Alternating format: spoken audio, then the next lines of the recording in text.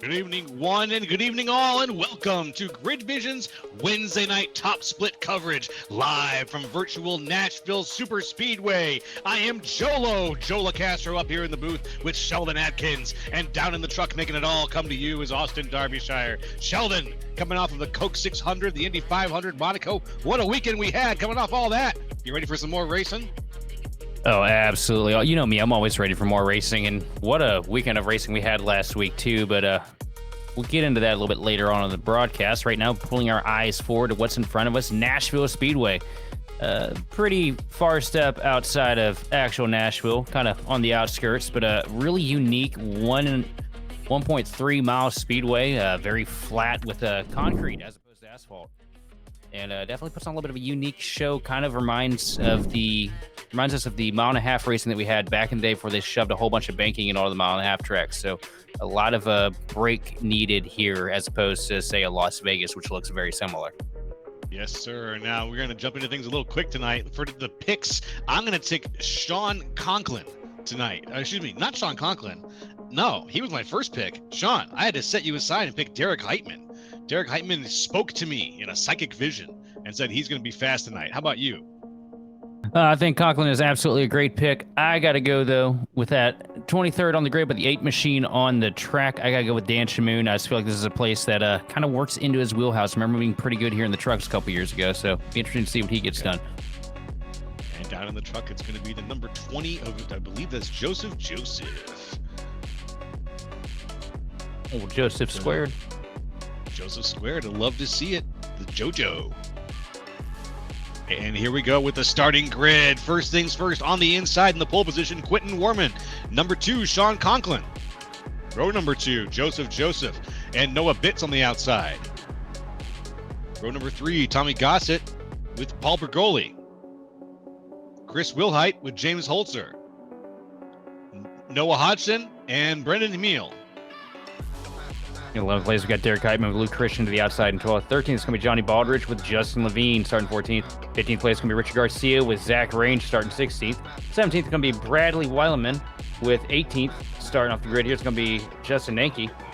19th position going to be John McMillan, followed by Dan Shamoon running at your top 20.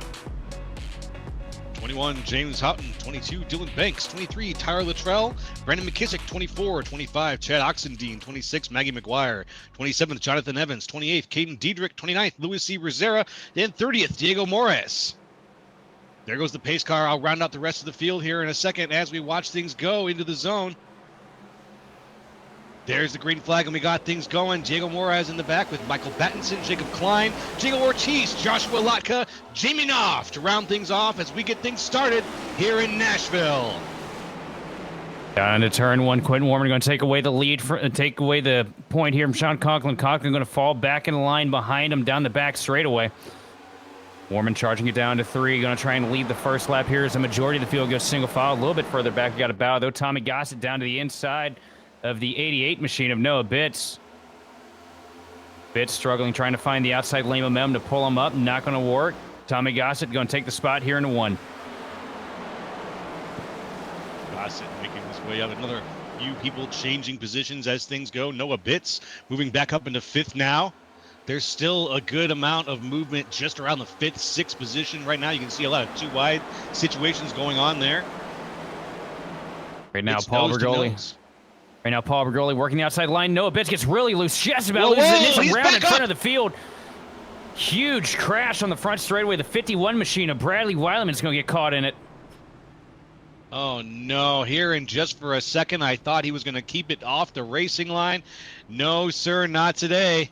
He whipped right back up and into the line of cars, and that will be our first yellow on the night.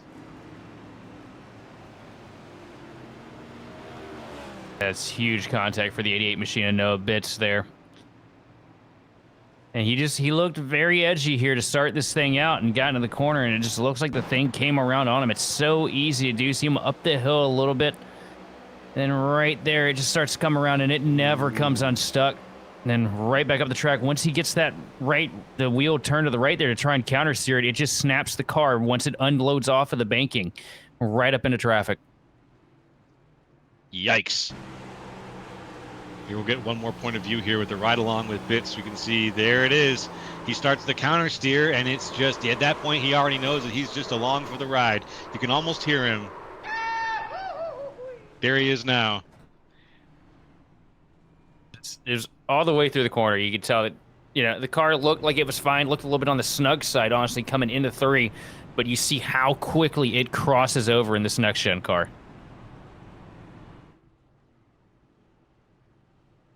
These boys, they have got to cool it early in this race. We've got some hot heads right now, as we've seen.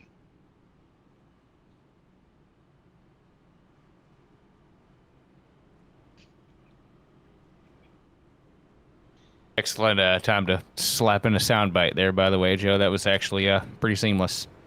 Hey, that nondescript soundbite? Yep, absolutely. We have no idea where that soundbite came from, and yeah, we're good. Just a random goofy sounding yell, right? Yep, my lawyer says I am unable to comment anymore. Very good. Well, I will be the one pushing limits here right now on Grid Vision by playing unsanctioned sound effects every once in a while, because they make me laugh, and if they make me laugh, they might make somebody else out there laugh. You see, I pushed all the limits we could push last year, and we woke up this season without a sponsor, so it's probably best you do it this season. Yep. Okay. I'll take it. And here we go. It looks like the lights are off. We are going around now, getting ready to give you some more racing, folks. Hope you're ready for it. We're doing 150 out here tonight. And that is a pale contrast compared to last week when these guys ran all 600 miles of Charlotte. We decided we were going to sit back and watch them do that instead of actually get up here and blow our voices out. And honestly, probably for the better, because the last half of that race was an absolute shit show. Yeah. Yes, it was. I was spotting for old Levine and watched well, not really spotting, just kind of watching him and Edstrom. And Levine destroyed everybody into turn 4, which was really cool, but not a popular move. No, it's not going to win you any points. It's going to lose a few charisma points there, maybe in that kind of situation. Here we go down to the line. It's Warman and Conklin to kick things off. There's the zone. Huge lead out of there. What a jump out of the 84. Quentin Warman. Warman with a really good launch, trying to make the most out of that opportunity coming into turn 1. See him stay down that inside line, a little bit of defense here, trying to throw a little bit of dirty air back to Sean Conklin. And basically what Warman wants to do at this point is just run the best he can up here at the point without burning off the tires. As we look a little bit further back, Probagoli trying to make that outside line work again. He's making great strides up there before the caution came out. And looks like he's going to get the draw on Holzer. And now he's got the spot. Probagoli making big moves to start this thing off. Probagoli. One of those names that we're seeing move up the field just a little bit by little bit, along with Holzer right behind him. Still pretty stacked up here at the front. Like we said, we had some action around the 5, 6, 7 area. Well, those guys are still there, and they're still nose to nose. Very tightly packed in here, like sardines. Still a 2-wide situation right now. A little bit further in the pack, the 76 machine of Heitman takes away the spot from Brendan Mill to start the lap. Justin Levine going to complete it by taking away a spot from Brendan as well. It's going to move Justin up to 8th and Heitman up to 7th. And a little bit further back, we got a gaggle of cars right now as Johnny Baldrige takes position on Zach Range out of turn 2. Side by side down the back straightaway, there's Brandon McKissick up to the outside of James Houghton. Down through 3 and 4. Houghton trying to make the bottom line work, but a huge log jam in front of him, kind of choking him up. Now Range going to slide up across the front nose of McKissick. That's going to open up the door for Houghton. And is he going to be able to get down to the bottom here in the 1 and 2 and get him clear? Yes, he is, and it's going to be a 2-for-1 special, potentially. You see Zach Range stuck on the outside, fighting for grip in the 043 machine. Range on the outside right now with Houghton on the inside. Behind them, McKissick is working his best with Range, staying on the outside there, trying to help Range. It's just the two of them now, as the inside line is making a little bit of a stride ahead. Houghton trying to get ahead of Range by any means necessary here. Can he do it into the tri-oval? I don't think he's got the space. These guys are giving each other plenty of room. Houghton's going to get the spot, though, from Range. Range gets up there in that middle lane, and it just kind of chokes up on him, loses a little bit of time. That's going to single file these guys out for now, but looks like we got some moves happening up here towards the front a little more. 76 machine Heitman takes away spot from Chris Wilhite. Now Justin Levine all over the back bumper of the 7 machine, pushing him down the front straightaway here into 1. Wow, what a push to Levine, really not giving up there. As back on the outside, you can see in the back again, Houghton is still kind of hung out there. He's making the pass, though, on Mio. And he's got it. Oh, yeah, Houghton's one of those guys. He'll put that car anywhere that it fits to try and make a move, and you see it work on him here as he gets past the 40 machine. Now Justin Levine looking in his mirror, seeing that happen behind him. Now he's going to try the outside on Wilhite, but we got a battle up here for the lead. Sorry, for third. Yep. Battle for third here right now. Holzer on the outside. He makes the pass. Paul Bergoli with him. Tommy Gossett on the inside, wondering if he's got the speed, but it looks like Holzer's going to take it.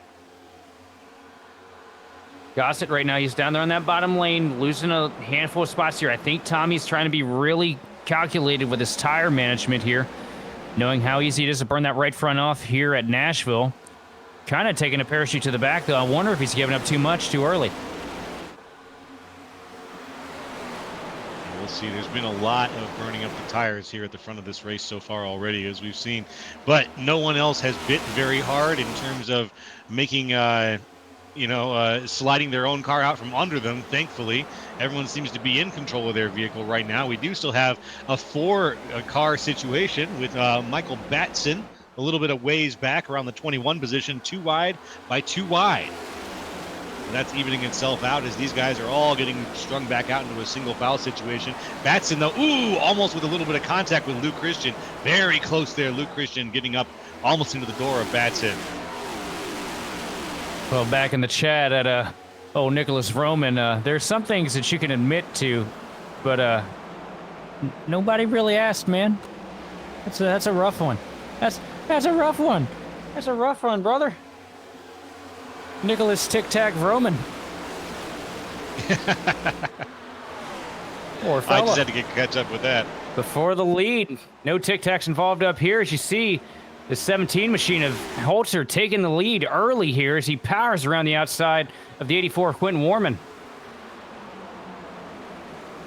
Warman wants that spot back. If he can take it, you can see that he's still in a good position to battle for it, with Holzer just barely out in front. Warman well in the bubble there. He's got the speed. Does he have the position? He's going to put it right into the quarter panel right now. Let's see if he can nose the car in there. Quentin Warman trying hard again for that first place position. Holzer holding on to the inside. He's not going to let him have it. Warman tried to get a peek down through 1 and 2. Didn't quite work for him. What's he going to do here in 3 and 4 as he gets up to the back bumper of the 17 machine of Houghton? Sorry, Holzer. Holzer's going to get loose, though, through 3 and 4. Grabs the apron, chases it up the track, but still somehow keeps his foot in it and keeps it going straight. And doesn't really lose any time over second place, but here comes Warman looking low again, up to the bumper, a little bit of a shot.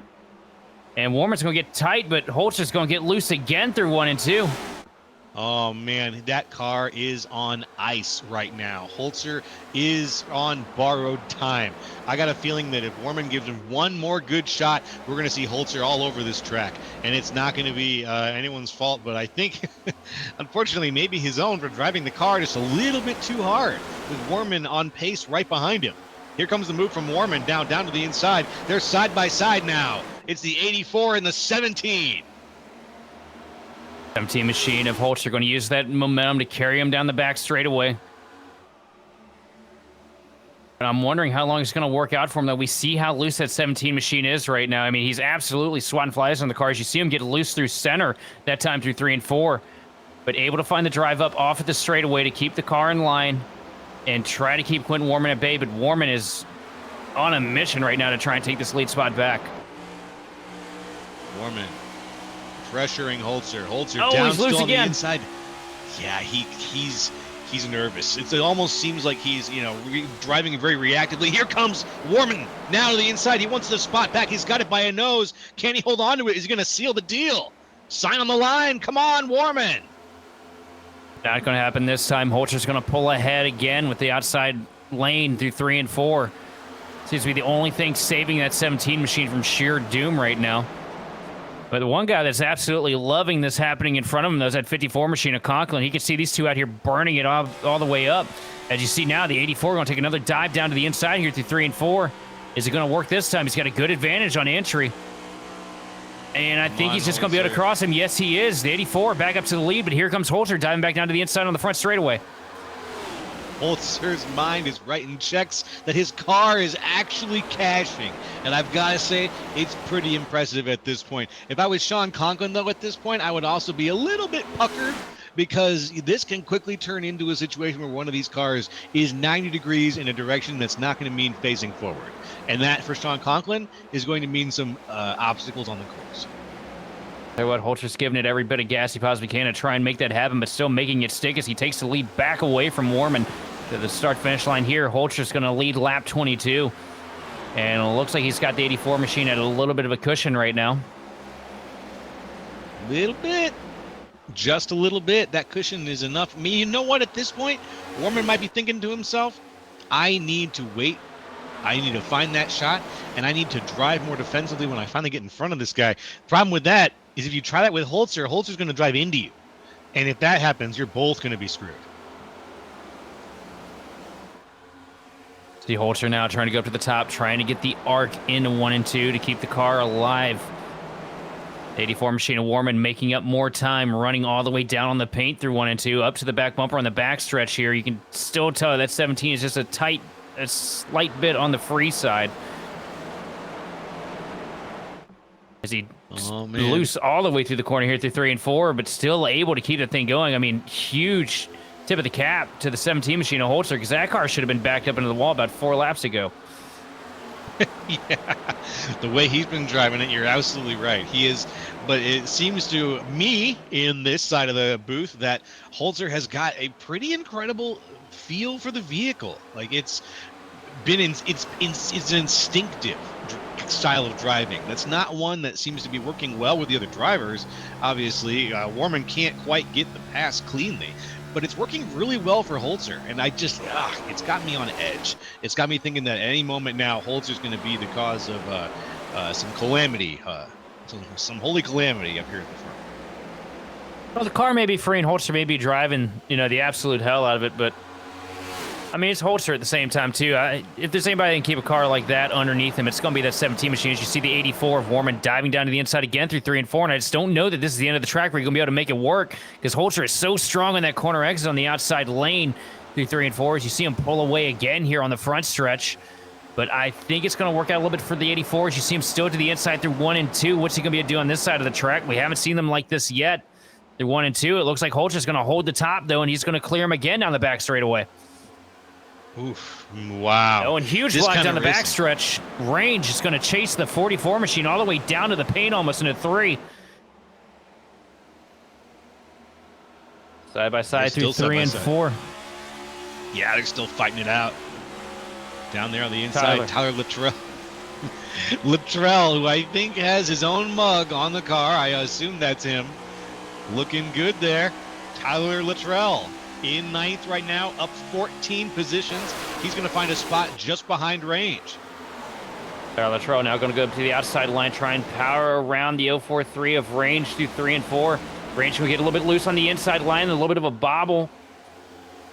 And it's going to bog him up coming down the front straightaway. It's going to give the advantage to Luttrell into turn 1. But here comes Range fighting back on the inside line, but I don't think it's going to be enough as Luttrell tries to get to the gas. It looks like he's going to be able to power away from the 043 down the back straightaway. Very close. Very, very close back there right now. Luttrell getting a push now. Little bit of a push from Joseph Squared. Oh, and he threw a last-second block center corner on Zach Range, too, which really choked up that Chevrolet. Joseph Squared on the outside.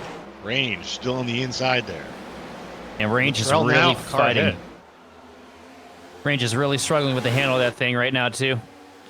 As we got a battle for the lead again, here comes Warman trying the inside again through 3 and 4 to the bottom of Holzer. And it doesn't look like he's going to be just about even here this time. Not quite, though. Holzer's going to get the jump mid-straightaway and dive back down in front of the 84 of Warman. I mean, if you're Warman, you got to power it up around the outside line, try and take the line that he's been defending with. Yeah, you've got to use the line he's been defending with. And that's exactly what I was about to say, is that Warman needs to start using the outside line because there's clearly enough speed there to defend the lead. And if he gets the lead, that's where he needs to sit the car. And what he's got to do, he's got to get a really good run coming up off of 3 and 4. And get to the outside quarter just ever so slightly coming into 1, 2. He's just got to absolutely send it in there until he can see, probably Jesus. And just slam the loud pedal and, shoot around. But he's going back down to the bottom here. And I just think that doing this is going to kill those tires. Because you know how important it is, like, if you get side by side with somebody, be able to complete the pass as soon as you possibly can. Otherwise, it's going to put you in a disadvantage on the long run. And you see it. He's not able to get there like he was a handful of laps ago. Yeah, it's just not quite he's made this move about 5 times now down to the inside, maybe even 6 down to the inside. And we haven't yet been able to see him do more than do-si-do with James Holzer. I want to see this. I want to see him sign and deliver. And that's something that Warman right now in his second place spot since his early run at the front of this race has not really been able to do.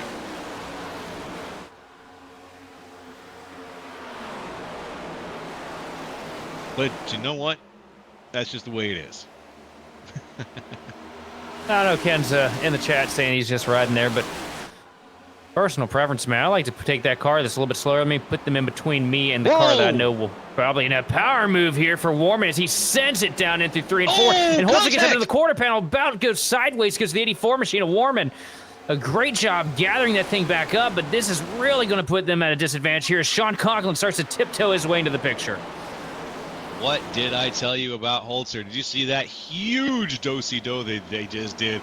Holzer cycled to the back in second place. Here's the replay. The Wayback Machine's got all the details for you, folks. We're going to see this happen live. I almost said live. We'll see how this played out live. There's the do-si-do moment. Here comes Holzer. Pow! Right into the back of the 84. 84 holds on tight, holds on for the ride, gets back in line. Holzer says, I'm not done with the lead, my friend, as yet again, Warman is down to the inside here in present day. Down to the bottom of the speedway, Warman trying to take the spot away from the 17 on Holzer. Holzer going to power it by on the outside line, though, and just about lost it. Their huge bobble out of the 17 machine. Warman still to the bottom here through 3 and 4, though, and is he going to be able to send it this time? Yes, he will. A huge move for the 84, and he's going to be able to keep it this time, but Holzer's going to look down to the inside line, but I don't think that 17 is going to be strong enough to make the low lane work to get past the 84. Let's see now. The tables have turned. Warman shoots ahead. Now, the 17 losing control, but he manages to hold on, does not put it completely into Sean Conklin. Sean Conklin has got to be holding his breath right now. The back, screaming down to the inside. But the race goes on. That's a seven machine of Chris Woolheit there. Huge moment for him. Wowzer. Let's take a look at that. We look at what happened here. Up in the front, Sean Conklin is making the move for second. But here we Chris go. just slides up the track, gets into the left rear quarter pound of the 33 machine, and misjudges it coming down the back straightaway. It sends them both around. Sean Conklin now taking over the second spot from James Holster, who is just hemorrhaging positions. Now he's gotten stuck in the dirty air. You see that 17 machine fighting all over the place, just in front of Justin Levine. Woo! It has been a hot race here tonight, folks. Almost 40 laps in. Be sure to slap that follow button. And hey, thank you so much for helping us get to that 1,000 followers here on Twitch. On YouTube. We got to 1,000 followers on YouTube, Sheldon. How about that? That's amazing. Now let's do it on Twitch. Come on. Get your friends in here. Let's do it on Twitch. All right, what the hell y'all waiting for? Get my locations right for my metrics there. Sorry about that. But yes, we reached 1,000 subscribers on YouTube, I believe, and now we want to get some more followers on Twitch. That's the right word for the right place. Holster under fire now from Derek Heitman coming through 2. And that 17 machine is just clawing and begging for grip right now. You just about watch him swap it around coming out of turn 2. A little bit better through 3 and 4 this time. I think it's a matter of time here before Heitman's able to get down to the bottom and take that spot away from him. Heitman, yes, a force to be reckoned with himself. Has moved up here, is in 4th. Ooh, a little bit of a loosey-goosey from Holzer, who's dancing in front of Heitman right now. Holzer falling back into 3rd after this. I think he's going to keep falling back a little further as we go. He's now sliding a little more, losing a little more control of the car. I think his tires are completely shot, man. His tires are shot. They were shot about the time that he got up there and took the lead away. So Holzer doing a great job hanging on, but he's going to have to stop the bleeding here somehow. As you see the 76 machine of Heitman now get underneath him through 1 and 2 and take the spot. But Holzer not going to give it up, going to try and give it right back. Gives a huge shot to the back bumper of Heitman down the back straightaway into 3. But now he falls into the clutches of Justin Levine. Big shot to Heitman, but when you're driving on butter, that that transference of energy is going to help the guy ahead of you, but then you're going to have to work twice as hard to make up for it, even if you're in the bubble there. Well, it's better to push that guy down the back straightaway than to, lose the momentum of cracking your throttle. Yeah, that's the reason you see these guys really push each other, especially in this next-gen car, because you lose so much.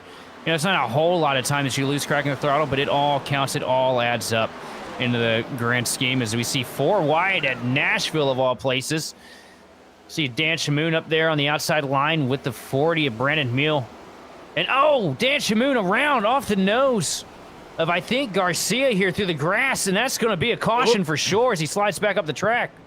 Yep, he came back onto the race line, and that's going to be the next yellow of the night, folks. We've done 43 out of 150. Let's take a look at that sliding situation. Look at this 4 wide. Look at these Clydesdales here.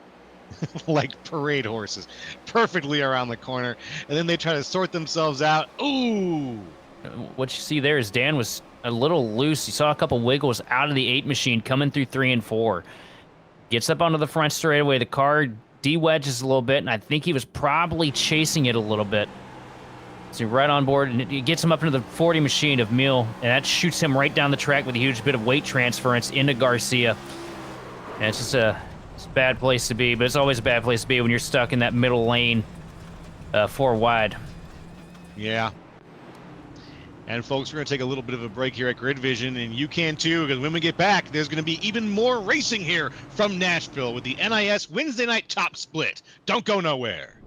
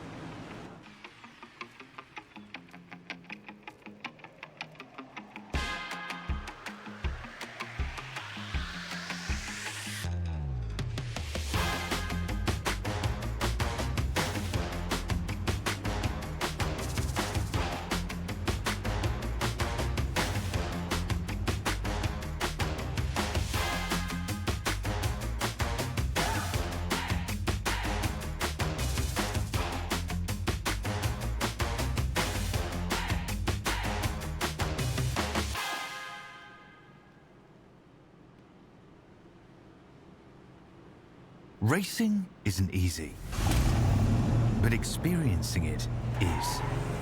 iRacing puts you in the driver's seat with the industry's leading sim racing game. Drive on laser scan replicas of the greatest racing circuits from around the world. Go head-to-head against other drivers chosen by skill-based matchmaking to ensure competitive racing at every level. Compete across all your favorite series. In officially licensed cars, engineered to deliver the most accurate driving experience possible.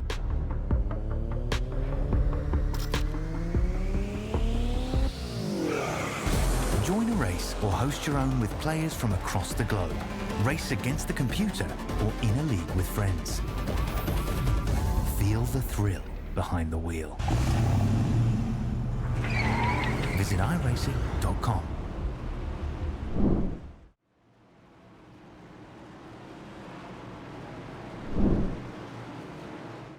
Hey everybody, and welcome back to the Grid Vision Top Split coverage. It's Wednesday night here. We're at Nashville Superspeedway with the guys in out front. It's Quentin Warman with Sean Conklin leading things as we get back on the racing line here. There's the green flag. We are green yet again here on Grid Vision. Another solidly timed restart here is going to put Sean Conklin in the second spot here as Quentin Warman charges it down to 1 and 2. Justin Levine trying to send it around the outside line to get past the 76 machine of Derek Heitman.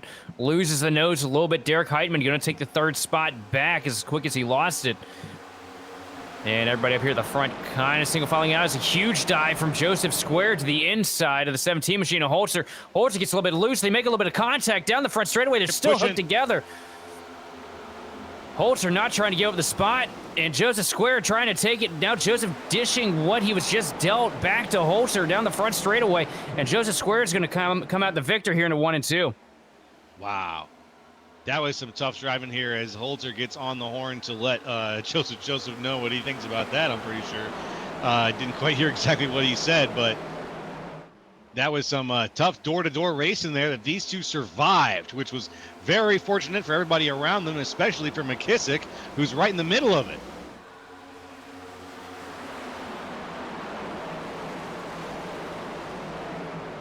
Up at the front, Quentin Warman is still out in front. Sean Conklin in second. Heitman's third place. Quick dive to the inside a little further back from Holzer. He's still looking for spots, but he's still falling back, as now he's going to lose a spot to Range, who's on the outside. And up to the top of the track here at the front of the pack, the 44 machine of Tyler Luttrell going to shoot past Justin Levine through 3 and 4. Now working on the 76 machine of Derek Heitman as he work into 1 and 2. Luttrell seemingly out of nowhere here with a nice amount of speed here. Side by side, door to door, a little bit of near contact between Heitman and the 44 machine, but now Tyler Luttrell moving up to third spot right behind Sean Conklin and your race leader Warman. But he's not giving up there. I was going to say, third spot, my man, you spoke too soon because it looks like he's looking for that second place spot. Tyler Luttrell taking second place from Sean Conklin. He's right now behind Quentin Warman leading the race, looking for that first place spot. All over the back bumper, the 84 machine of Quentin Warman, who's led every lap since we dropped the green here. Well, aside from the handful the Holzer had, but he's been up there. Yep, I was going to say he had that fight against Holzer there. That was quite the dance between the two of them for a little while. But it's been Warman out in front, really showing them how it's done in terms of racecraft over the course of this race so far. 52 laps in, we got 100 laps to go. Just under 100 laps. We're back down into the double digits. So, folks, strap in. If you're here, thank you for joining us here on Grid Vision tonight. We've had an exciting race so far. I'm sure it's going to be just as exciting as things keep going. Joseph Square taking away the third spot from Sean Conklin here.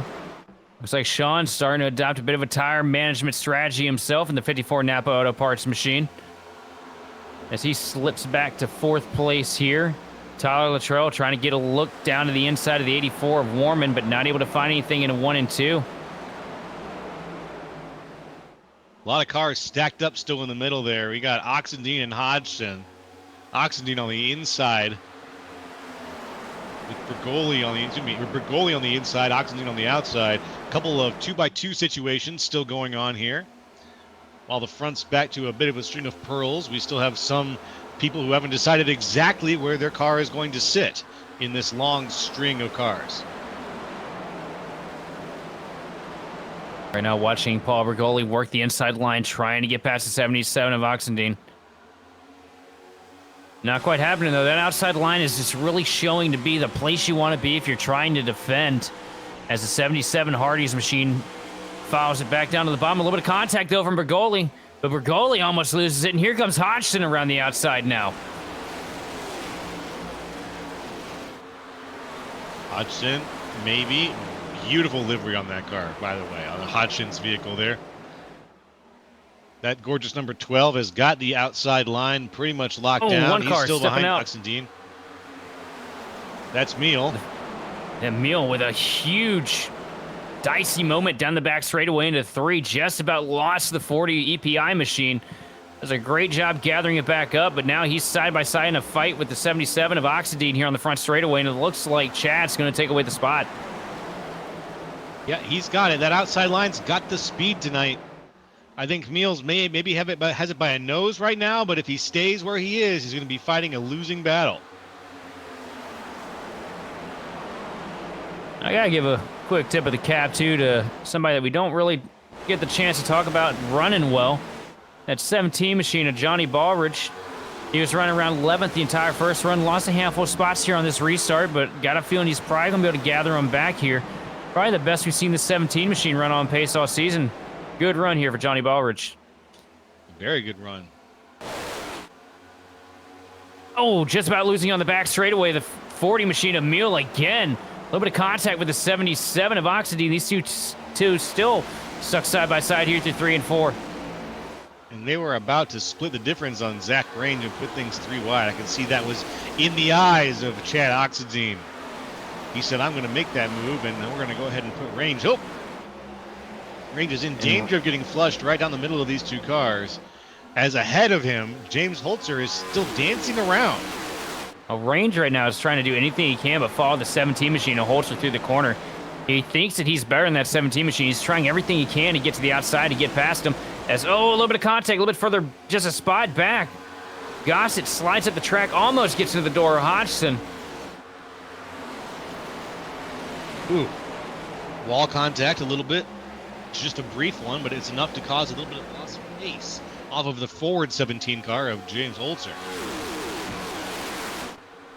Here comes Range on the outside, making the pass on Holzer. Trying to, at least. As Holzer gets up a little too close to Houghton in the 41. Don't think there's going to be an instant to happen here on this run. It's going to be in this group of cars right here. A lot of aggressive drivers with a lot of ego trying to get anything they possibly can from the next guy around them. And eventually, those checks are going to bounce, as you like to say. It's a good analogy. It works. You see Holzer still trying to work that inside line, trying to outlast the 77 machine of Oxendine, but Chad doing a great job playing defense on that outside line now. That beautiful vintage Ward Burton paint scheme, I believe is what that is.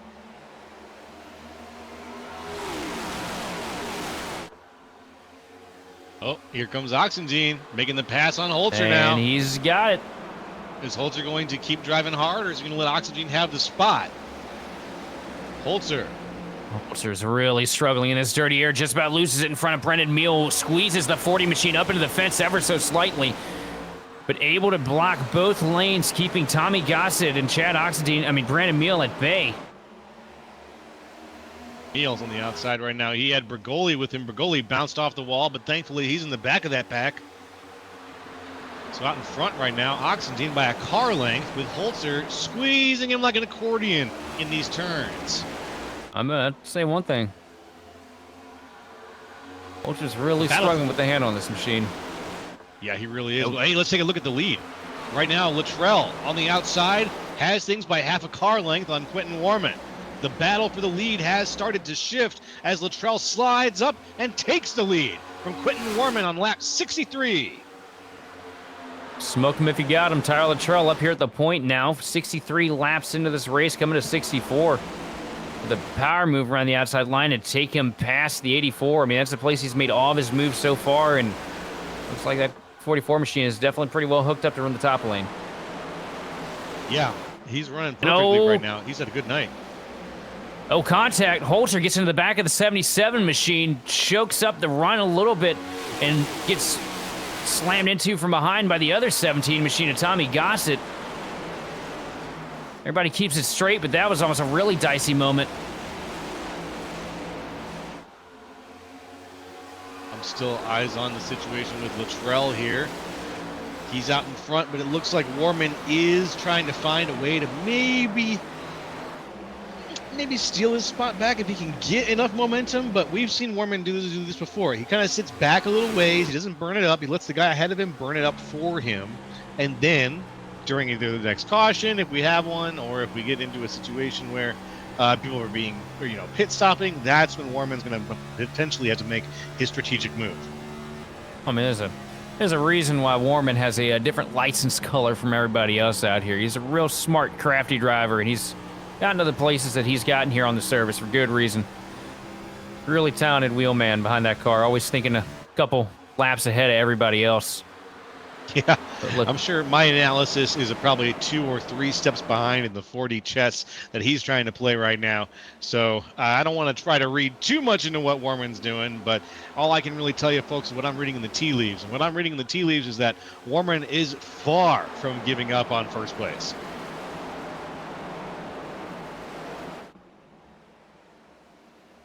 Everybody kind of single filing out right now. The first battle we have on track is between Tommy Gossett and Zach Range. Not much of a battle right now, more of a cold war as Gossett falls back in line behind the 043 machine here. Now diving to the inside here through 3 and 4. Trying to get to the quarter. A little bit of a bobble out of the 17 machine, but keeps her straight, keeps her planted. This is one of the problems you run into here at Nashville. Once you get into a point where everybody's kind of cycled in and plateaued on their tire wear, it's really difficult to make anything happen without somebody making a huge mistake. Yeah, and we've seen a few of them. We've seen guys drive it into the inside. We've seen contact. 3 wide. Oh, boy. Oh. A bit further in the back of the pack here, the 16 machine of Jonathan Evans, the one in the middle. You see Chris Wilhite working the inside lane, and the 30 machine all the way up against the fence. That car is being piloted by Michael Battison.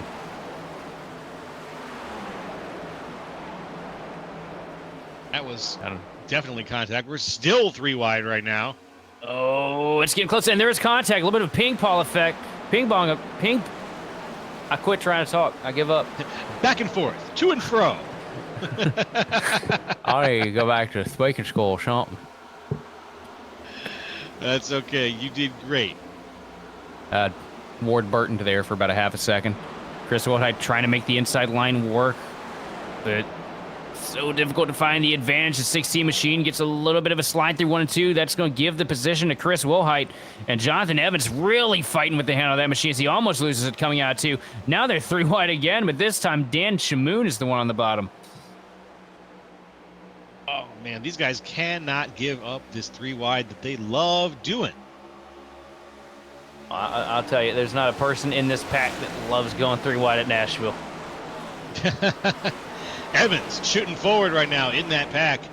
He's tight. He's up the track. Speed. Oh, it's not working for him. He couldn't. Oh, and Shamoon gets loose. Contact.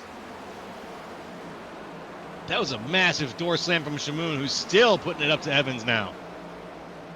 Dan got down there in the inside lane in the back end of the car, came around, and he just about wrecked it. If it wasn't for the 16 of Evans being his outside, he would have been around. That's going to still stall. there in the middle. That's going to stall everybody in this group's momentum as you see Evans now trying to pinch the 8 machine off because for all he knows, the 8 just absolutely flat out doored him for nothing. Now Shamoon going to give it right back to him down the back straightaway. Oh, wow. I could have sworn that Shamoon got just a touchest bit loose there, and that's what sent him up into Evans this most recent time. But I have a feeling that's going to happen a 3rd time here, so keep your eyes on Shamoon. If I know Shamoon as well as I think I do from all the years of Xfinity racing against him, that wasn't so much a I got loose as it was more of a, hey, I'm trying to pass you, damn it, roll over. Oh, gotcha. But Shamoon getting the worst end of the stick right now as we got another battle shaking up here. The 043 machine under fire from Tommy Gossett. Gossett gets into the door, up into the fence, and around goes Tommy Gossett off the nose of Zach Range. Right as Quentin And Norman was one more getting car ready for gets the caught in pass. it. Oh, don't tell me that was Ballridge. No, it was the 48 machine. Oh no. Another one involving a few more cars than one in this situation.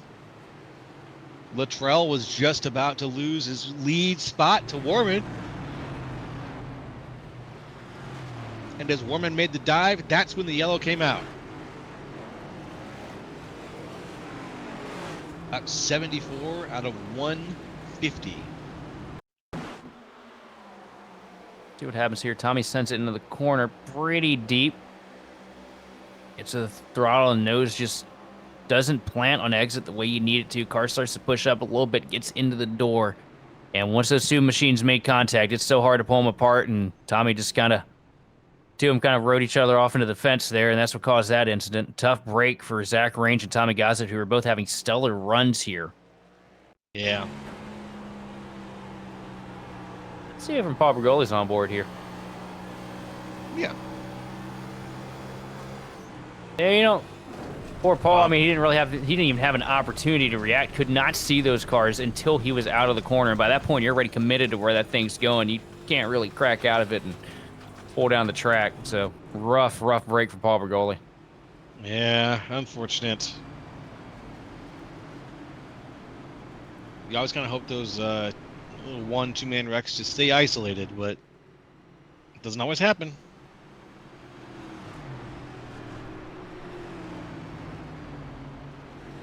The halfway point has been reached. We are crossing 75 out of 150. Folks, thanks for joining us tonight on Grid Vision. We hope you've been enjoying the show. Go ahead and click that follow button here on Twitch so we can bring you even more of this excellent and in even better quality. Luttrell may not have lost the lead on the track, but he does lose it on pit road. Quentin Warman with that pole sitter pit box selection. It's a huge advantage. That's going to put him back in the lead here. As the lights go out on the iRacing pace car here into one. Aha, there they go. There they go. Gonna get things started very soon. Looking forward to it. Let's talk about Tyler Luttrell, up 21 places. That's a tough name to say. Tyler Luttrell. Tyler Luttrell. Tyler Luttrell. There we go.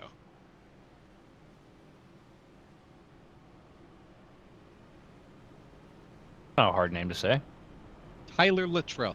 It's the Luttrell part that gets me crossed up.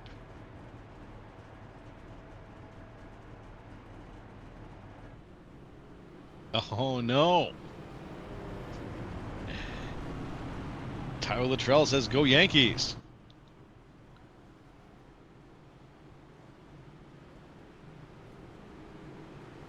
Probably won't be seeing that camera very often. There goes the pace car. He's going to be leading things off with Quentin Warman there. Warman on the inside, Luttrell on the outside. There's the green flag. We are greened yet again. You know how it goes. We're here on Grid Vision. Are we? I think so. Last I checked. Right now, Derek Heitman trying to work the outside line to get past his teammate Sean Conklin here down the back straightaway. Dead heat down into 3. Heitman with the advantage right now, going to pull a little bit of an advantage over the 54 machine of Conklin down into the corner, but Conklin going to fight back using the inside lane. Looks like Heitman missed the corner ever so slightly coming into 3, and that's going to keep them side by side here at the line. That side-by-side extends back 2, 3, 4, 5 more rows as this group of cars has got things still in a too-wide situation, almost down to like the 15th or 16th position.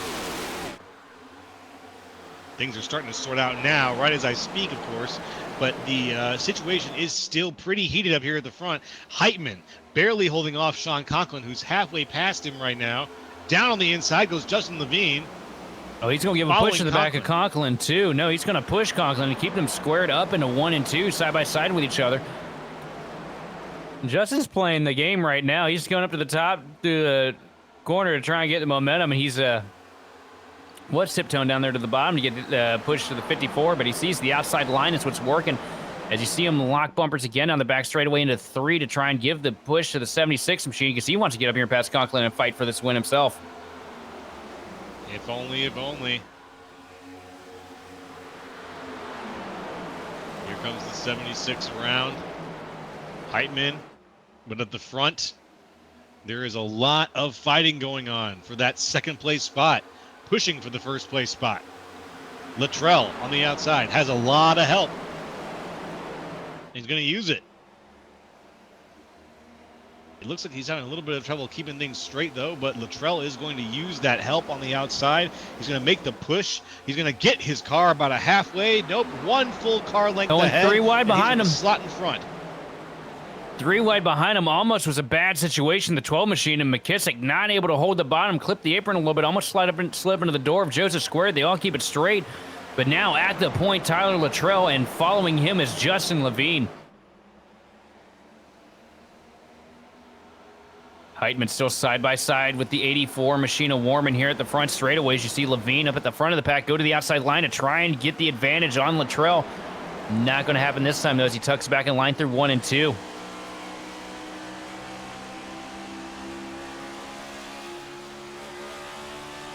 It's a hell of a drive out of Luttrell. It's a hell of a drive out of Levine.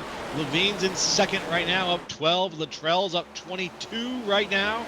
And Derek Heitman in third. Gone is Quentin Warman. Gone is Holzer, the 2 previous leaders of this race. Now we have the new generation.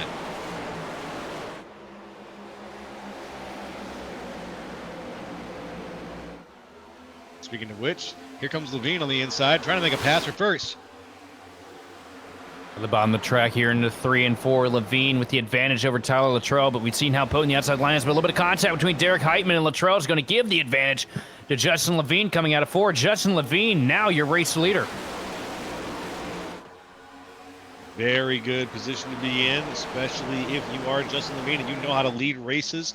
This is going to be a piece of cake for him in terms of leading this race, but let's see who can give him the most run for his money. Right now, it's not going to be Tyler Luttrell, who is fighting things off from McKissick on the outside behind him there, and from Heitman on the inside.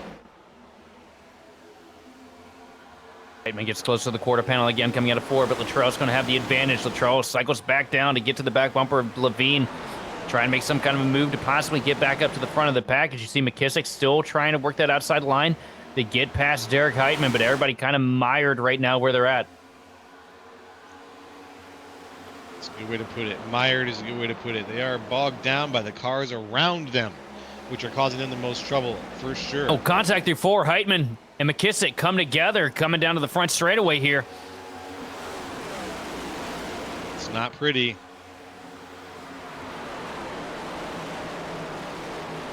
Luttrell watching things behind him, I'm sure, as much as the car in front of him. But if they keep fighting behind him, they're never going to catch him.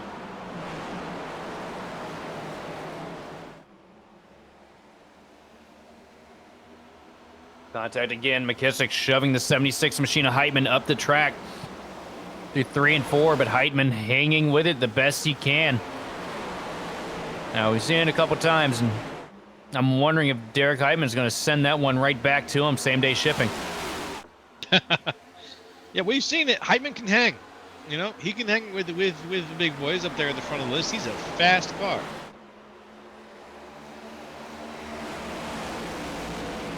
Tell you what, it would have all those victory stickers on the side of it if it wasn't.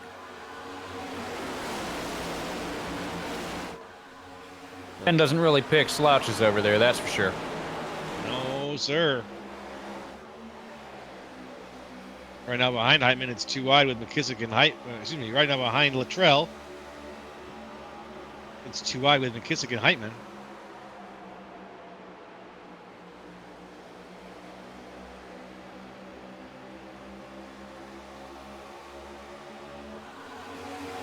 Let's see what either of them managed to do here.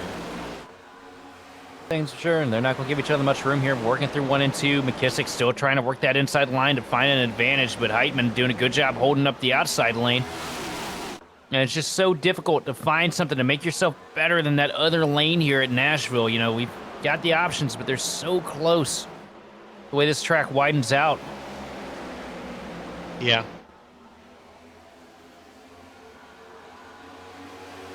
What's crazy is that these guys aren't absolutely falling off of your leaders at the same time.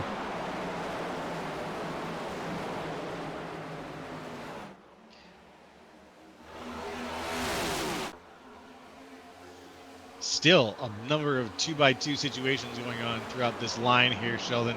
I'm wondering why we haven't quite got to that string of pearls situation yet again. Oh, huge slide. Heitman up into the fence off the nose of McKissick.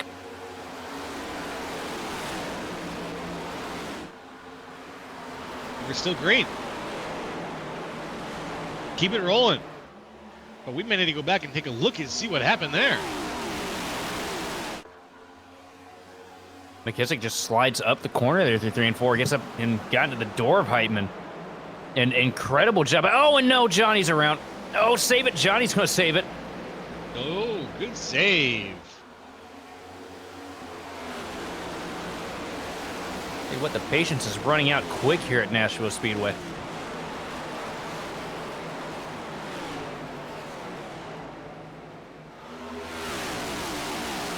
Maybe, but we are in it to win it, at least from our booth up here. We're on lap 92. We're approaching the triple digits from this direction now.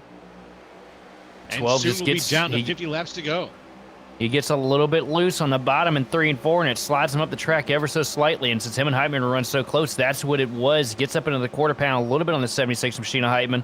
That's enough to send Derek up into the fence, but a great job by both those drivers to keep the machines under him. And here you see Nakey coming door to door with Baldridge down the back straightaway. Baldridge, not one that likes to be on the receiving end of that, tries to give it back and kind of gets himself crossed up in the process. Yikes. Well, you know, you give and you get. That's kind of the way it goes sometimes in NASCAR.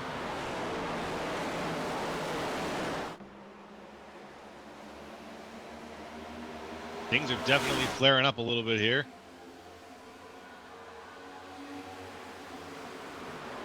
They're having a flare up.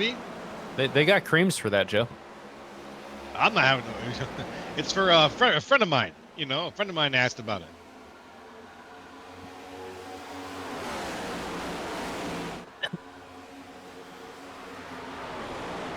95 laps on the board right now. Everybody kind of taming down here. Justin Levine, your leader, as we look at Tyler Luttrell trying to make something happen to get past the Mac Tools Camry here on the back straightaway.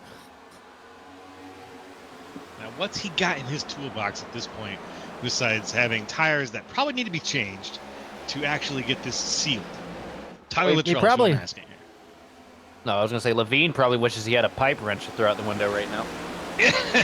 The old Sebulba. Star Wars Episode 1 reference? Anybody? Anybody? Okay, moving right on.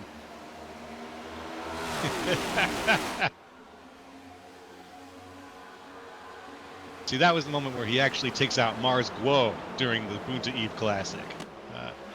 But let's not get too into the details of the pod racers' names and who they get switched up. Oh, good. It sounds like the producer and I are going to talk about pod racing during commercial breaks and after the race at length. But folks, it's been a lot of fun so far. If you like pod racing, be sure to shout out in the chat and tell us who your favorite pod racer is.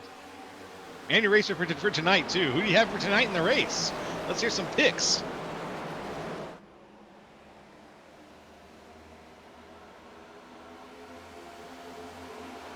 My pick is always the pace car, if we're going to be honest about it. Oh, yeah, it's easy money. Who's driving the pace car tonight? Who's our celebrity driving the pace car tonight? Oh, it's obviously not Cletus McFarland because we didn't wreck on the restart. I went there. Well, some say that it's Nicholas Roman, but right now. He's in our Twitch chat. Oh, it's not. But all I know It's not is Roman. It's not Roman either, because I'm pretty sure he would have wrecked Conklin by now.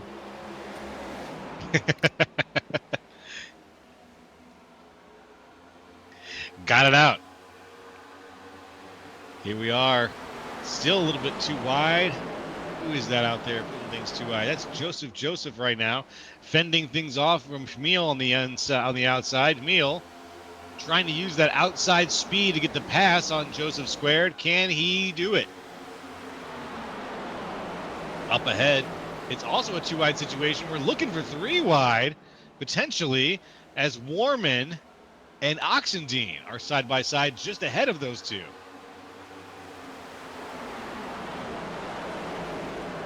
Warman working the inside line here, trying to make something happen against Oxendine. Chad, though, using that outside line that we've seen him work so well with all day. He has a great run for that 77 machine so far. Sitting here in the top 5, battling it out with Quentin Warman. That's something to be proud of here. 101 laps on the board, just 50 laps remaining here from Nashville Superspeedway. Just vibing. Loving it. Also, Yep. see Roman saying that he is both not good enough to drive anymore and he is a changed man. So, no, a changed man about wrecking Sean Conklin, because I remember that one. That was a fun night to be up here in the booth. And Tyler Luttrell going to key it up and take the lead here through 1 and 2 from Justin Levine. Perfecto. Also, just a little ways back, it looks like Brendan Schmiel made the pass on Warman, and now Warman's passing Schmiel. They're still side by side, but out in front, Luttrell's 2 cars ahead now of Justin Levine, and just going to try to hold on to things for as long as he can right now. I think Tyler's done a really good job of saving tire here on this stint. And I think that he's going to be moving forward here as we get into the closing laps here at Nashville. As you see McKissick now diving to the inside of Justin Levine. Looks like the handle's gone on the Mac Tools Camry. Levine going to try and power around the outside line, make it difficult for the 12 machine to get by him, and it's going to work this time here on the front straightaway. Levine going to hold on to second place. It's only a matter of time, I feel. We saw this same thing earlier with Holzer.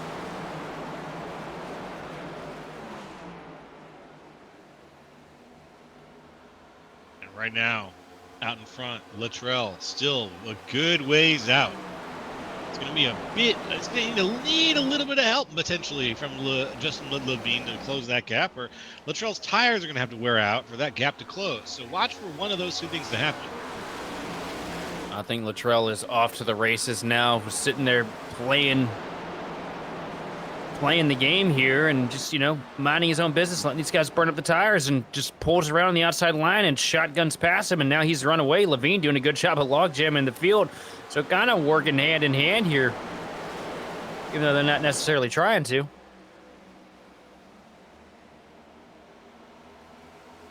It's one of those things, one of those beautiful partnerships that forms without even attempting to form it when you're out here on the track. A lot of damn Yankees up here in the top 5 right now. 3 fellas from New York. Tyler Luttrell, Justin Levine, and Sean Conklin. Then you got Brandon McKissick sitting there from Florida, and Quentin Warman from Illinois. Ah. Nice to see everybody's a little spread out here, but good representation out of New York. Absolutely. Have a dive down to the inside now. The 12 machine of Brandon McKissick going to take away the second spot from Justin Levine. Does he have enough tire, and does he have enough time to get back to the 8 of Tyler Luttrell? That's the question now.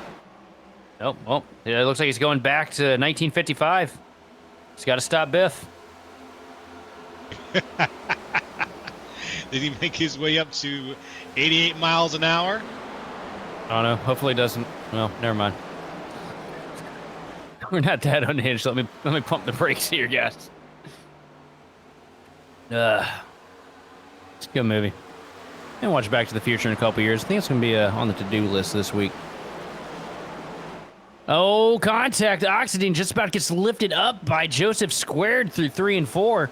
Does a tremendous job saving it because you saw the amount of smoke coming off the right rear of that 77 Hardee's machine. I'm going to keep it going straight here, but here comes Joseph Squared diving back down to the inside line to try and complete the pass. I think Joseph's fuse is just about worn out here as you see him not giving any room to the 77 down the back straightaway. And Warman just made the pass on Justin Levine, also up here at the front. A lot of action there. That turn messed up a lot of people's game. It kind of made the expectations a little bit different as we see things shift a little bit around the fourth, third, second area here. There's still a lot of shifting going on between these places here as Derek Heitman makes a pass for 9th. Also, Roger, I see you in the chat with your suggestions, and I would love to, but I'd probably get banned for a month. I'm okay on that. I plan on racing this week. So we see Will Height trying to work the outside line a little bit further back in the pack to pick up a spot here. And Luttrell running away with it right now. 0.8 of a second, the gap between him and McKissick. But McKissick is starting to log a little bit quicker laps than your race leader here. Starting to close him ever so slightly. Dropping it down to 0.7 of a second now.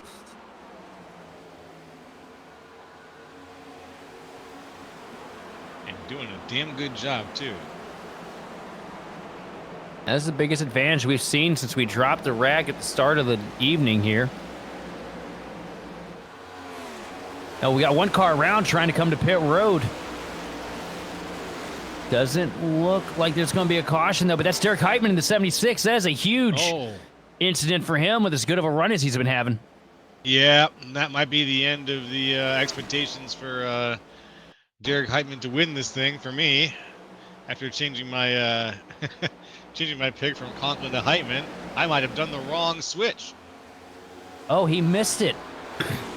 He missed pit road was the problem there. He was trying to get in, but it just took him so long to get the car woed up to come in. Broke a little late coming in. It's a difficult break for Derek. Not one that we see out of him often either. And Roman, you're right. You absolutely cannot park there. I mean, nothing says you can't, but yeah, you can. Hey, you can't. It's not a good place to park. Right now, everything kind of staying in formation here up at the front of the pack. Sean Conklin now getting to the back bumper of McKissick, trying to put moves on him to take over the second spot. I mean, if there's anybody I think that could get up there and close that gap to Luttrell and make a move for the win all at the same time, it would definitely be that Napa Camry. So you've seen how good he's been all year. Oh, hell, since last year. He's good. Really, he's great. So we'll see what sort of challenges are still up to come his way as we cross lap 115 right now. We got somebody blinking like crazy just behind these guys. It looks like Joseph Squared in the 20 machine. That's not ideal. Keep everybody on the track here, folks. Some nice, clean racing. Yep, that's going to be Joseph Squared. We get Richard Garcia here having a good race sitting in the 8th spot. James Holzer rallying back with the handling issue to at least maintain a 9th position. As you see, dive it down to the bottom here in 3 and 4. I got a good feeling that 17 machine might be coming down to pit road this time. No. Yep. Oh, I hear some other people going to pit right now. Sean Conklin's going to pit. No, not Sean Conklin, I mean Noah Bitts, I believe, is going to pit on this road here. Yep. That's right. Rough night. Rough night for Noah Bitts. You see the damage on the 88 machine. Got wrecked early in the evening. So no telling what kind of speed he could have had this evening. It's definitely going to be one that got away from him here. Yeah, unfortunate. Still up at the front, still leading this thing is Tyler Luttrell with Sean Conklin in second, Quentin Warman in third. Sean Conklin taking over second place. That could be a real difficult position here for Luttrell as you see him already closing the gap now down to 0.5 of a second. Quentin Warman also working his way back into the mix here. These two, we know that they run a massive tire save strategy to start this run out, and I think we're seeing them reap the benefits of this. Very well, could be. I mean, if your tires saved for the first half of this race, your benefits are going to be immediate and clear. Well, not immediate, but they'll be clear. Just like Joseph is every handful of seconds. Yes, indeed.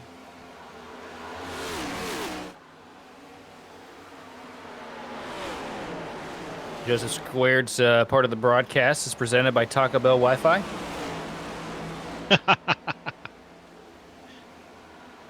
Come on in and let everybody guess your password. They make the dive down to the inside, putting Zach Range a lap down. By the way, Tyler Luttrell's lead, it's gone. Because look at the back window here of the 44 machine. As you see Sean Conklin up to the bumper into 3 and 4. Conklin with a dive down to the low line of the track here. Going to take away the spot. It's going to be a 2-for-1 special as the 84 machine of Quentin Warman's trying to go with him. Ooh, can't quite get it, though. Luttrell splits the difference now between Conklin and Warman. Good spot to be to get your lead back eventually, but what led to him losing it? Was it his tires? Probably. It's just tires, man. When Sean Conklin backs off from the lead pack, you should be doing the same thing. And when he hits the gas to go, you should probably follow him too, because he knows what he's doing. The racing IQ on this kid is just unbelievable, especially for his age. But he's pretty scrappy when it comes to knowing what to do and when to do it, and he's got the spot here, so it definitely looks like everybody else just kind of wore the tires down a little bit. But Conklin and Warman working together on the same strategy here, so you got a good feeling here that Warman's probably got a little bit better tires here as well over Tyler Luttrell.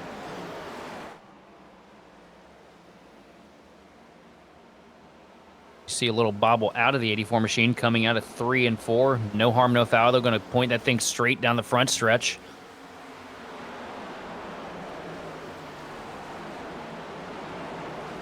I know somewhere Ken Byron's smiling from ear to ear here, looking at all of his cars running this well. From one of the more difficult tracks to set up and tune at on the iRacing circuit.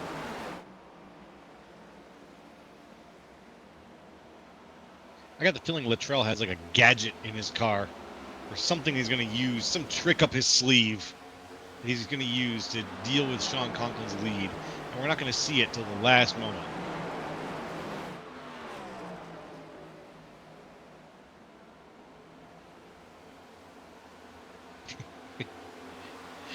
Yeah, maybe, as our producer suggests, little rocket launchers in the back of the car, potentially. An oil spill would be a classic. I mean, yeah, there's been a lot of times where I've been on here, and I was thinking, man, it'd be so great if I had a, 44 Magnum bolted to the front bumper. Go roll off some tires like we're in a GTA Online lobby, you know? But yeah, I wouldn't mind taking in his pocket. I wouldn't mind having the opportunity to take a modified Komatsu D335A out onto the track and seeing what I could do with that. Good reference. Say one thing, though. I figured when Luttrell lost the lead to Conklin, it was just going to be a direct hemorrhage to the back of the field here, but he's doing a great job holding onto the back bumper of the Napa Auto Parts Camry here. So it looks like he definitely had enough tires saved. I just think that... think he got the jump here. Well, let's see. Time will tell, and there's only a little bit of time left. Less than 25 laps left. We're down to the 24 lap mark. Almost 23 now in tonight's race. I got to wonder at the same time what the strategy is, because these guys have been on track for a long time. And I don't believe that they can make it on fuel. I'm not sure what the window is here at Nashville, but I know most other mile and a halves or, intermediate tracks, it's about 65 laps or so. So I'm really curious if we could possibly get the stint length up here, because I know that we're getting close on that window at least. Let's see. The last pit lap for a bunch of these guys was around the 74 mark. So yeah, we're getting there. There will probably be one more pit stop. Now that has me I can wondering, almost did guarantee it. Conklin and Warman saving fuel as opposed to saving tire?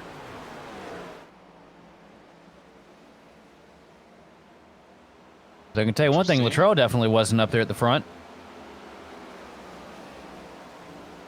If you look at McKissick now trying to make a move on Chad Oxendine. Chad running the inside line here. McKissick up 19 from where he started. Same with Oxendine. This is actually, I think they're in the same order they started the race in. Oh, and up here at the front of the pack for second place, here comes the 84 machine of Warman down to the inside of Luttrell through 3 and 4. Luttrell going to try and fight with the outside line momentum. It's pretty much a mirror of what we saw in the opening laps of this race for Warman, as the outside line is going to prevail over him this time. Sucks when it happens to you. It sucks when it happens to you pretty much all race. Warman's probably wishing that he could just go delete the left side of whoever gets to his top next time. Yeah, I agree with that. Yeah, it's probably on his mind right about now. This pack of 3 leading things, though, is very, very tight. And those 3 are Conklin, Luttrell, and Warman. Those 3 are forces to be reckoned with, each having had their own individual star moments in the evening. Now combined for a common goal, I shudder to think exactly what kind of strategy and execution this little pack of 3 cars has got.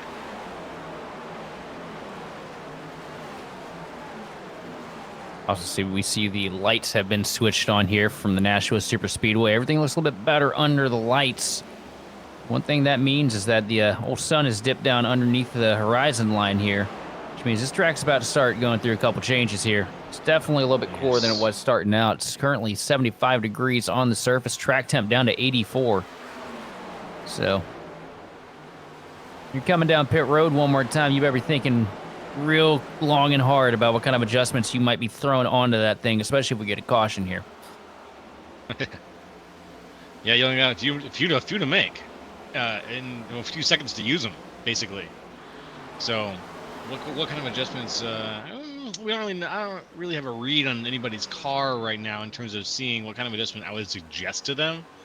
But all I know is that those changes are so crucial, and having a good knowledge of your car and knowing that is so important. Into 3 and 4, up around the outside. Chad Oxendine trying to take away the spot from McKissick. McKissick trying to hold on the inside line, but he's not going to have enough. Chad going to move himself up into 5th spot here, and what an impressive run out of that 77 machine. I swear, this is the best we've seen this machine run all year. 77, looking good. Oh, but for the lead, down to the inside now comes Tyler Luttrell. A huge move down to 3 and 4, trying to get the lead from Sean Conklin. Conklin not going to be able to hang on to the quarter panel here. Tyler Luttrell has a spot if he can just close it to the wall. Yes, he does. Tyler Luttrell back to the lead with just 16 laps to go. Woo! What a move from Luttrell. Back to the lead. Oh, we got a car around further in the pack. Looks like Holzer. That is Holzer. And that changes everything. 135 out of 150. Just 15 laps to go, and we're in another yellow. 41 machine there. What? Oh, yeah, here's the replay. Not sure who's in the 41, but you see him just send it deep into the quarter panel on the 17 machine. That throws him off corner. Another look at here. I get a better walkthrough on it.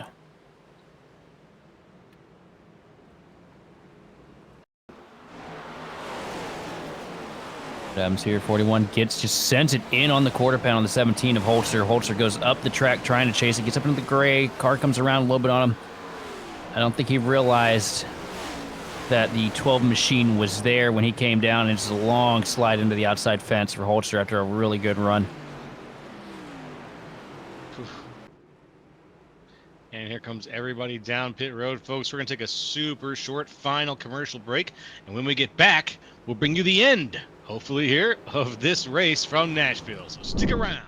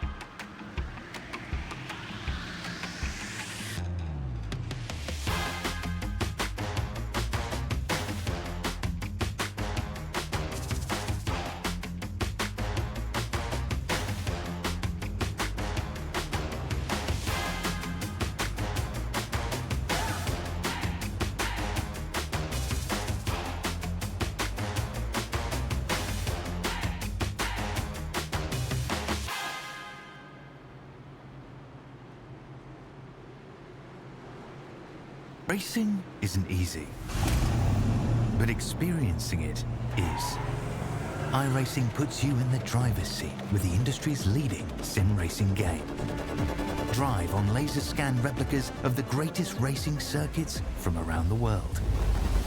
Go head-to-head against other drivers chosen by skill-based matchmaking to ensure competitive racing at every level. Compete across all your favorite series. In officially licensed cars, engineered to deliver the most accurate driving experience possible.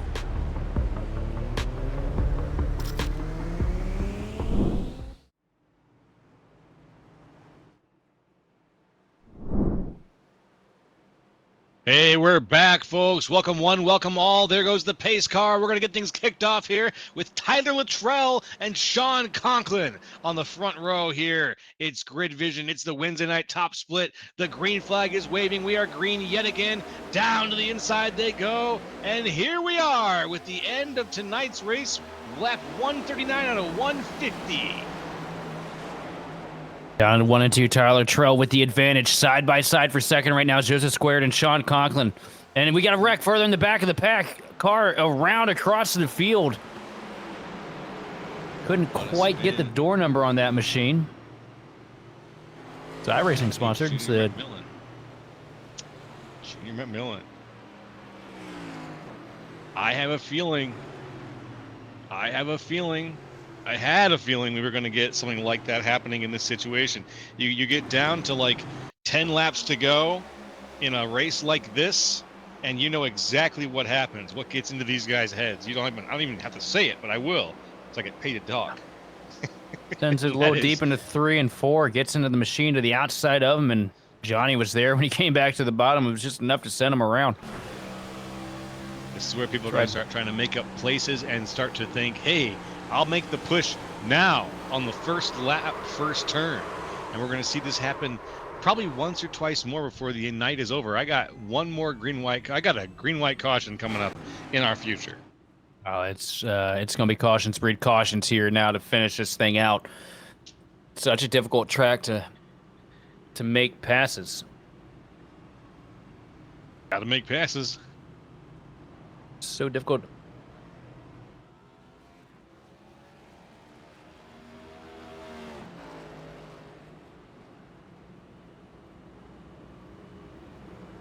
Just a difficult track to make moves, and everybody's going to be trying to send them in as quick as they can, but the grip is not with this car like what we used to have.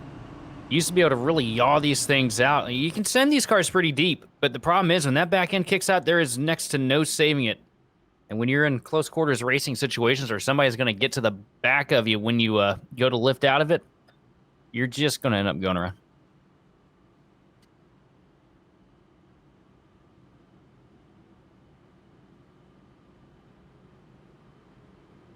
Pretty soon we'll have things going here. And we'll see if we can get through the end of this race, get to the white flag, without having to worry about any of that green, white, checkered stuff, maybe.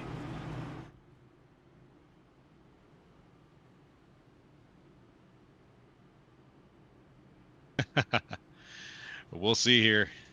We got another lap to go. And folks, if you're watching here, thank you for joining us on Twitch.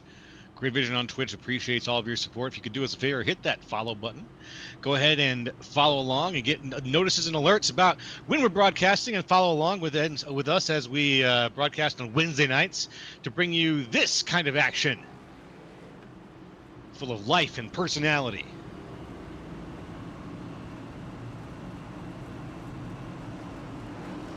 Also, look who's worked his way up into the top 5 after a hard-fought midsection of the race. Paul Bergoli sitting in 5th now. Yeah, he was in a damn wreck earlier. Went down pit road, got the fenders pulled out on it, sitting there. P5, good run so far, and I remember correctly, those cars. He's got a lot of speed underneath the hood, so he might be one to keep an eye out here if things start to get a little froggy. If they start to get a little froggy, ugh. This whole thing is froggy. This is Frogger at this point. This is the plague of frogs. The plague of toads? It was toads, wasn't it? Okay. Same difference, just about. Same. Right. I misidentify them all the time. Same. There goes the pace car. We are getting ready to go here. Tyler Luttrell, Sean Conklin yet again up there at the front. Green flag, green flag. We are green yet again. Oh. There they go, go on Grid Vision. Joseph Square just about losing it through the restart zone. Conklin now trying to fight to the outside line of Luttrell through 1 and 2. Going to get up into the gray and up into the fence for Conklin. That's going to be a huge loss here. But Warman's going to give him a huge shot on the back straightaway to try and get his buddy back going. But Luttrell starting to run off into the sunset here at Nashville. Luttrell off into the sunset. Folks are just trying to stay off of the wall as best they possibly can, and it looks like they are. We're still wild. Oh, down to the inside goes one car spinning around, but it's just one car. It's just the inside, so we're going to keep things going green here. 144 out of 150, just about 5 or 6 laps to go here. Excuse me, and we have got quite the race going. Now we got 3 wide. It looks like there. 3 wide, Paul Bergoli down the bottom with Nanke in the middle, and Houghton covering the top. A little bit of contact between Bergoli and Nanke. Justin gonna get into the side of the 12 machine, and they just about come together again down the front straightaway, but still 3 wide into 1 and 2. And here comes Houghton with a huge dive into the corner, but he's gonna lose the nose a little bit. Paul Bergoli gonna come out on top here, and all this was the battle for 5th. Yeah, this is quite the battle for 5th right now as they've sorted it out. Oh no! Oh, we got a car upside down. We've got some Tommy Gossett really flying. Tommy Gossett doing his best Ryan Priest impression here on the back straightaway. Over looked like once and a half. Let's see it. Yeah, more 3 wide. The 1 machine squeezes Garcia up the track. Garcia snaps right back down. And oh my God. Nope, just got it on 2 wheels, lands it back on all 4. Tommy, well, he's about the unluckiest son of a bitch I've ever met on here, but sometimes he's lucky in his misfortune. Because if that thing would have gone over, it would have been a race over for him. Yeah, he might be able to salvage the end of the race, at least in this situation. Oh, God, that's just the craziest place to catch the hitbox. I've never seen somebody get launched on 2 tires like that. And I've crashed a car about every damn way you can possibly find a way to crash it on here.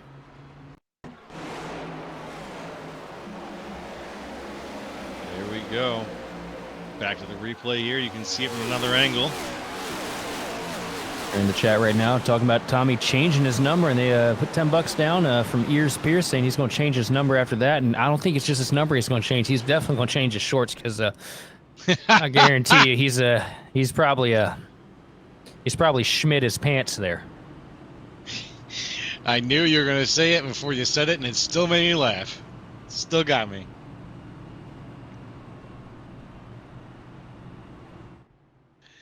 Oh boy, folks, 4 laps to go here. in tonight's race. Not yet looking at a green-white checkered situation, which means it's going to be a dash to the finish. We should get things wrapped up. You know, Nick, I would ask questions because I remember Tommy ran the same number just about all season last year, but I don't need to know. Saying that Tommy changes his number more than he changes his underwear. Well, it's easy to not have to worry about changing something that you just don't wear. Am I right, boys? I think a good number for Tommy would be the 27. Why is that? Oh. Pierce don't have a race on here anymore, so might as well take it, right? It's inactive.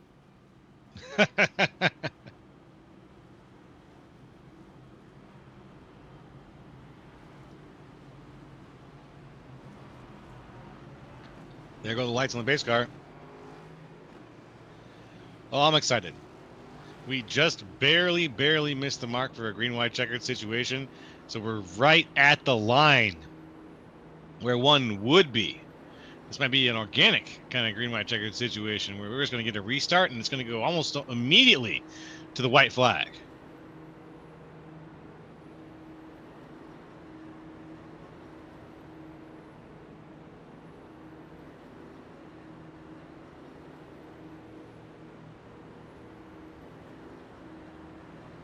And one thing, you thought the tempers were rising earlier. We're about to reach the damn boiling point here with a green-white checkered here at an intermediate track that drives like a short track. It's about to get crazy.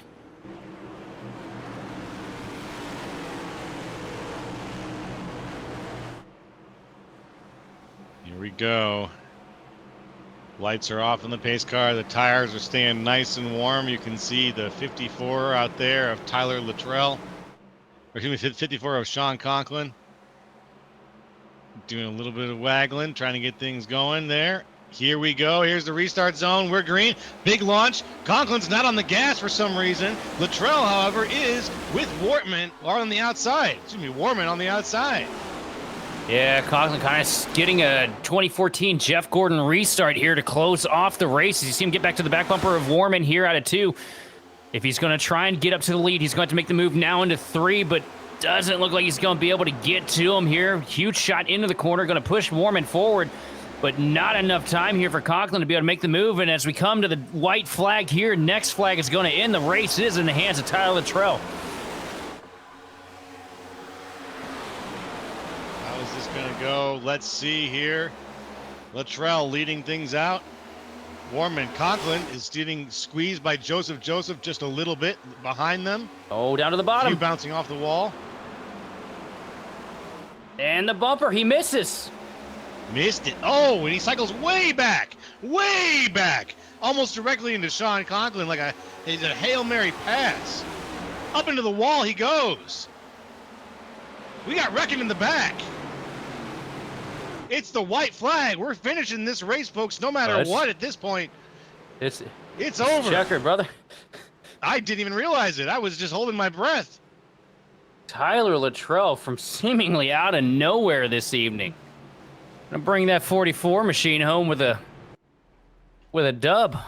What a damn finish. What a finish. Tyler Luttrell with the drive, 22 places up to the front. Takes it away.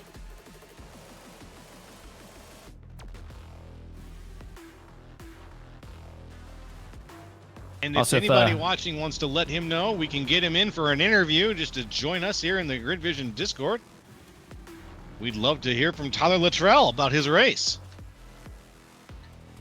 Woo-wee! Wow, let's break down the results from that one. Yeah, I was just holding my breath for the end of that race. I was trying to, eyes locked on the car, and I missed the moment where Tyler Luttrell screamed across the line to take the checkered flag here. 49 laps led in tonight's race. 47 laps for second place is Quentin Warman. Third place went to Sean Conklin. Fourth to Joseph. Fifth to James Houghton. Sixth, Justin Nanke. Seventh, Paul Bergoli. After a nice, really hell of a drive out of Bergoli tonight. Eighth went to Nolan Hodgson. Ninth, Dan Shamoon. 10th, Brandon McKissick. 11th place, we've got Luke Christian, followed by Brandon Mule in 12th. 13th is going to go to Johnny Ballridge with Justin Levine bringing home 14th. 15th place, Maggie McGuire, followed by Chris Wilhite in 16th. 17th place going to Dylan Banks, followed by Jonathan Evans, Derek Heitman, and Chad Oxendine right at your top 20. Moving right along, 21, Joshua Lotka, 22nd, Richard Garcia, 23rd, James Holzer, 24th, Brandy Whaleman, 25th, Jamie Knopf, 26th, Jacob Klein, 27th, Louis C. Becerra, 28th, Michael Battison, 29th, Zach Range, 30th, Noah Bitts. 31st is going to be John McMillan Jr., followed by Tommy Gossett in 32nd. Diego Moore is going to bring home 33rd. And rounding out your 35-car field is going to be Diego Oritz and Caden Diedrich. Wow. What a race. An absolute barn burner from start to finish. 150 laps of gold tonight. What do you think about that, Sheldon? I'll tell you what, normally an NiS from Nashville is 150 laps of brown, but you did hit it on the head. It was 150 laps of pure gold, 152 laps of pure gold this evening, because we did go overtime once. I was not expecting that much battling throughout the field, and these guys definitely delivered this evening. And deliver they did. I had an excellent time calling it. It looks like we may not, unfortunately, get Tyler Luttrell up in the booth, but we want to say a big congratulations to the top three tonight. Tyler Luttrell coming home with the gold medal, Quentin Warman in second, Sean Conklin in third. Yeah, that was just breathing out still from 150 laps of that. But folks, from the entire Grid Vision team, we want to thank you for watching and for participating. We had a lot of great participation in the chat tonight. Love to see it. For more information on getting your league broadcast or on starting your career in broadcasting, reach out to us on Facebook, X, or email us at info@gridvision.live. Congratulations yet again to Tyler Luttrell on winning tonight's race from Nashville Superspeedway. This has been Joe LaCastro, Sheldon Atkins, and Austin Darbyshire. And hey, we'll see you next time on the grid.